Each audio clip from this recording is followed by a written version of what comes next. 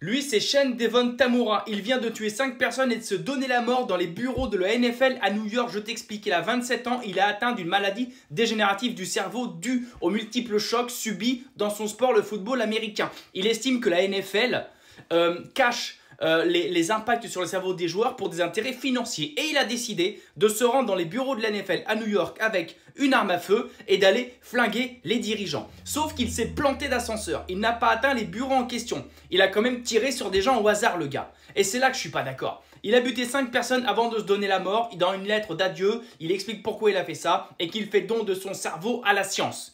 Voilà. Donc mon gars, si tu es parti chercher les têtes pensantes de la NFL, pourquoi tu tues quelqu'un au pif ? Tu t'es dit merde, je me suis trompé, tant pis, je tue quelqu'un quand même. Et c'est là que c'est pas bien. C'est comme les terroros, tu vois. Quand ils vont tuer n'importe qui sur la promenade des Anglais à Nice ou au Bataclan, mais si vous avez une dent contre la France, allez vous en prendre aux dirigeants. Il y aura quelque chose de logique. Les lobbies militaro-industriels, etc. Là, je pourrais, entre guillemets, entre très grosses guillemets, comprendre. Mais quand tu prends ton camion et que tu écrases tout le monde sur la promenade des Anglais, femmes, enfants et tout ce que tu veux, là, ça te fait de toi un énorme fils de pute, ni plus ni moins. Et lui, quand il dit, ces gens-là, pour des intérêts financiers, nous mettent en danger parce qu'ils ne mettent pas un protocole, machin, etc. Ce qui peut s'entendre, ce qui peut se comprendre. Dans le rugby aujourd'hui, on sait que Sébastien Chabal n'a aucun souvenir de ces matchs de rugby. Il y a maintenant des protocoles, des protocoles commotion, etc. Machin, ça commence à se mettre en place. Alors qu'il estime qu'il était mis en danger parce que ces gens-là ne l'ont pas mis au courant, etc.